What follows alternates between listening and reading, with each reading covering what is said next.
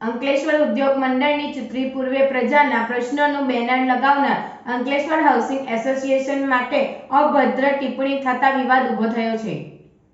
એઆઈએની ચૂંટણીની ગણતરીના દિવસો બાકી છે. એ પૂર્વે જીઆઈડીસીમાં રહેણાંક વિસ્તારમાં બેનર યુદ્ધ છેડાયું હતું, જે ચૂંટણીમાં અંકલેશ્વર હાઉસિંગ એસોસિએશને ઝુકાવ્યું નથી, પણ કોર્પોરેટ ચૂંટણીના રાજકારણમાં સતત મેદાનમાં આવી રોજબરોજ મુદ્દો ઉઠાવી રહી છે, જેમાં વિકાસ કે સહયોગ પેનલ મત કોને આપશો ના મુદ્દે જે રહેણાંક વિસ્તારના વિવિધ પ્રશ્નોનું નિરાકરણ કરી શકે અને તેમની વાત સાંભળી શકે એવા વ્યક્તિને મત આપવા માટે 26 જૂનના રોજ રાત્રે 10 કલાકે અપીલ કરી હતી. અંકલેશ્વર હાઉસિંગ એસોસિએશને સતત બીજા વર્ષે બેનર લગાવી 17 જેટલા મુદ્દા આધારિત સવાલ બેનરમાં મૂક્યા છે, જેમાં નવા તળાવ, પાણીનો ભાવ, ખુલ્લી ગટરને બંધ કરવા, ટેક્સ, વિવિધ પ્રશ્નો બેનરમાં રજૂ કરવામાં આવ્યા છે. તો જનહિત માટે વિચારી યોગ્ય ઉમેદવારને મતદાન કરશો તેવી માંગ કરી હતી.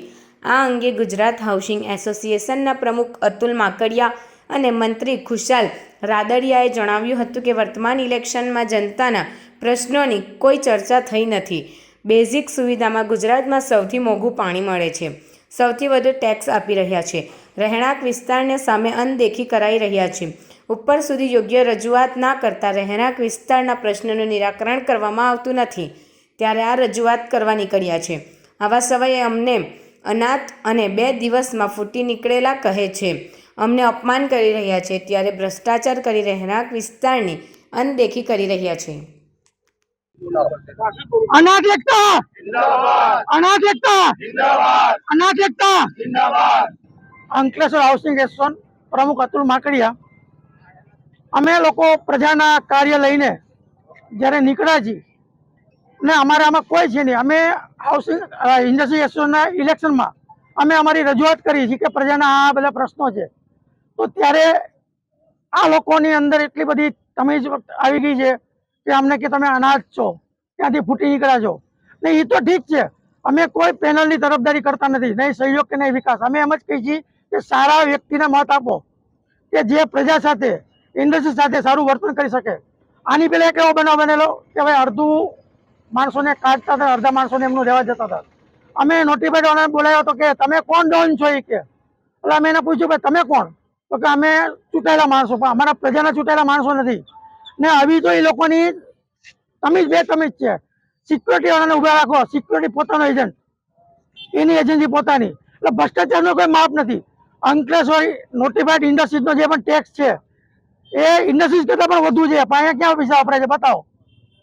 ને માગણી કરી તો અમે ખરાબ. આ બધા ગાર્ડન ડેવલપ થયા છે એ જીઆઈડીસી એ ગાંધીનગરથી કર્યા છે, અહીંયા કોઈ ઇન્ડસ્ટ્રીઝ વાળા કર્યા નથી, એ એસોસિએશને કર્યા નથી, કે નોટિફાઈડના પૈસા થયા નથી. છતાં પણ અમે પાણીની માગણી કરી, આની પહેલા પણ પાણીની માગણી કરી. આજે ભરૂચમાં 20 રૂપિયા જીઆઈડીસી રેસિડન્ટમાં મળે છે, વાપીમાં 20 રૂપિયા મળે છે. હવે આપણે અહીંયા 10 રૂપિયા ઘટાડ્યા.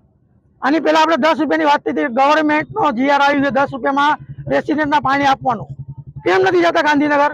કેમ મુખ્યમંત્રી રજૂઆત નથી કરતા? કોઈને રજૂઆત કરવી નથી, બસ પોતાના કામ કરવાના છે, મલાઈઓ ખાવાની છે ને ભ્રષ્ટાચાર કરવાના. આ ચોખ્ખો આરોપ છે મારો. ને એના માટે ડિબેટ કરજો, સામે બેસીએ, બહાર પાડે ટેન્ડરો બહાર પાડે. ને અમે તો આરટીઆઈ, કારણ કે સ્થાનિક સંસ્થા છે એટલે આરટીઆઈ નથી થતી એની હારે, નકર અમે આરટીઆઈ કરીને બધું માગી. અંકલેશ્વર હાઉસિંગ એસોસિએશન મંત્રી ખુશાલ રાદડિયા. આપણા અંકલેશ્વર હાઉસિંગ એસોસિએશન દ્વારા લોકોના પ્રશ્નો છે એમની માંગણી કરવામાં આવી છે. હાલ અંકલેશ્વર ઇન્ડસ્ટ્રીયલ એસોસિએશનનું ઇલેક્શન છે, પણ જનતાના મુદ્દાની કોઈ ચર્ચા થતી નથી. આમ પબ્લિક નોટિફાઈડની ટેક્સ પેયર છે. વર્ષોથી ગુજરાતનો વધારેમાં વધારે ટેક્સ ભરનારી રહેણાંકની આ પબ્લિક છે. એમને બેઝિક સુવિધાની અંદર મોંઘામાં મોંઘું પાણી મળે છે. એમના માટે વારંવાર રજૂઆત કરવામાં આવી, પણ એમને ઉપર કોઈ ધ્યાન આપવામાં આવતું નથી. આ વિસ્તારની અંદર તળાવનો પ્રશ્ન છે. ઘણા સમયથી રહેણાંક વિસ્તાર તરફથી તળાવનો પ્રશ્ન ઉઠાવવામાં આવે છે. આ પ્રશ્નને પણ એટલું મહત્વ આપી અને લોકોને પાણી મળે, લોકોની સુખાકારી માટે મૂળભૂત જરૂરિયાત પાણી છે. કેન્દ્ર સરકારની પણ યોજના છે હર ઘર નળ હર ઘર જળ, પણ આ વિસ્તારની અંદર ક્યાં દ્વેષભાવથી રહેણાંક વિસ્તારને જોવામાં આવે એ ખબર પડતી નથી. અને અહીંયા લગભગ ભાવ ઘટાડા પછી 35 રૂપિયા KL રહેણાંક વિસ્તારની અંદર આખા ગુજરાતમાં મોંઘામાં મોંઘું પાણી અંકલેશ્વરના રહેણાંક વિસ્તારને મળે છે. આની પણ વારંવાર રજૂઆત કરવામાં આવી, છતાં પણ આના માટે તંત્ર દ્વારા અને અહીંના કહેવાતા ચૂંટાયેલા માણસો યોગ્ય રજૂઆતના અભાવે લાભ મળતો નથી. જે તે ટાઈમે આનંદીબેનના સમયની અંદર આ વિસ્તારને પાણીનો સરકાર તરફથી લાભ મળવામાં આવ્યો હતો, એ પણ પૂરતી રીતે આપવામાં આવતો નથી અને મોંઘું પાણી મળે છે. રહેણાંક વિસ્તારની અંદર ઘણા બધા બોર કરવામાં આવે છે. અન્યાયની વાત તો એ છે કે આ વિસ્તારની અંદર 90 મીટર હોય, 100 મીટર હોય, 200 મીટર હોય, આ પ્લોટને પણ 20 mm પાણીનું કનેક્શન મળે અને GIDC દ્વારા 16 ફ્લેટ, 22 ફ્લેટ, 25 ફ્લેટ કે 40 ફ્લેટનું બિલ્ડિંગ હોય એમને પણ 20 mm નું પાણીનું કનેક્શન આપવામાં આવે.